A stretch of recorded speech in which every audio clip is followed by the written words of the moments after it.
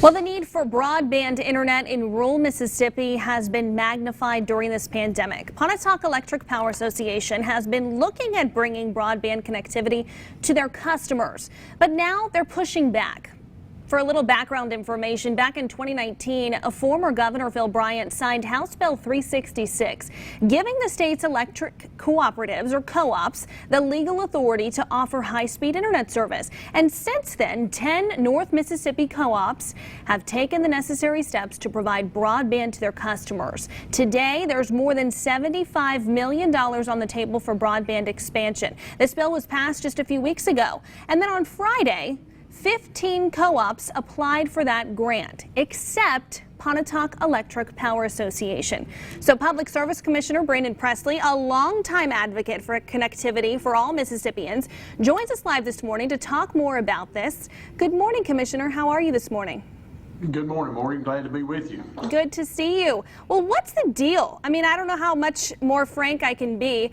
PEPA said if they could get grant money, they would do it if they could get some substantial grant money, but they're not. What's the problem?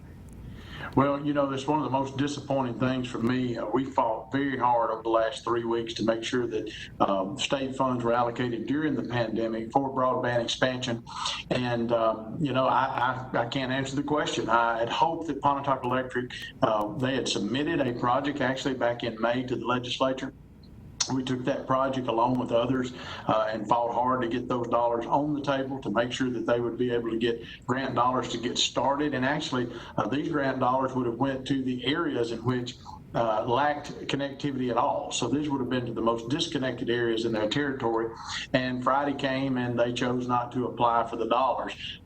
If you look at that compared with the fact that we had 2 co-ops here in North Mississippi who already were not actually in the broadband service provision business, actually applied. Fort County Electric and Natchez Trace Electric both applied for projects for around $5 to $6 million apiece, and Pontotoc chose not to. I'm just very disappointed. I share the frustration of the members of Pontotoc Electric Power, their member owners, because this is a I don't want to say a once in a lifetime opportunity, but it is one-time money that won't be back around again. And I had hoped that they would apply. They have one of the service territories in Mississippi that is one of the most disconnected in many ways. And I think that, you know, we just have to start over from scratch to see where we go from now. Commissioner, I know a lot of people are frustrated about this, you included, of course, but these customers that live in the Pontotoc County area, what are you hearing from them? Well, you know, I've heard from literally hundreds of them over the last few days.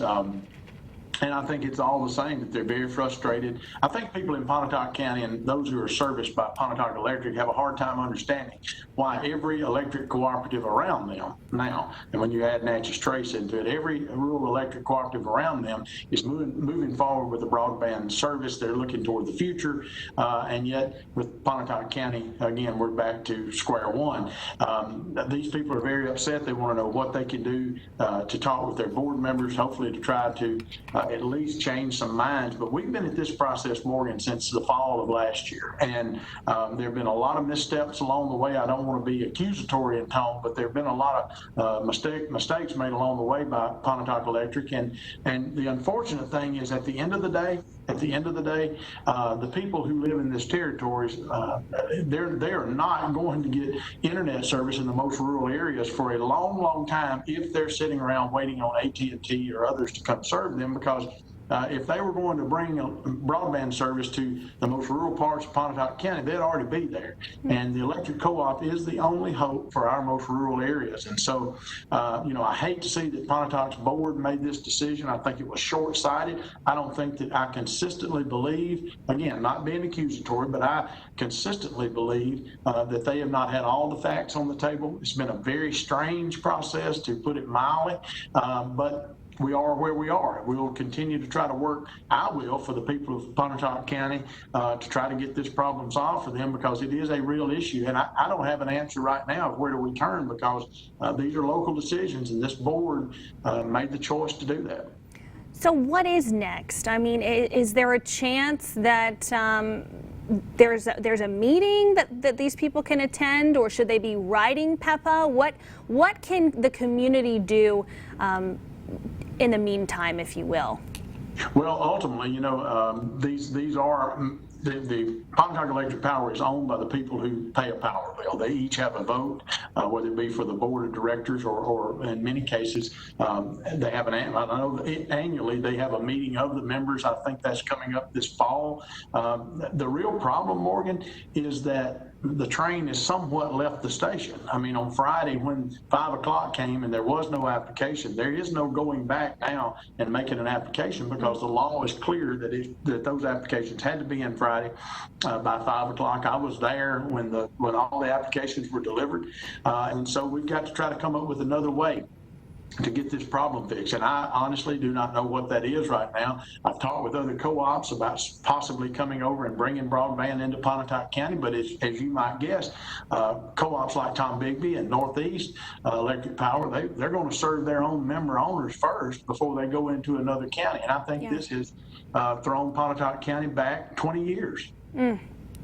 Well, and like you said, I mean, they have a responsibility, Northeast and Tom Bigby to the people that live in their area right now. So that's right. And they're member owners. They're the ones that own those power companies, and it's hard to entice them to go into a territory where, although they would have the best intentions and do it for the right reasons, to go and build out somewhere that they don't actually even serve electricity before they serve their own people. That's a bridge too far. And so, I'm very disappointed with the board's decision.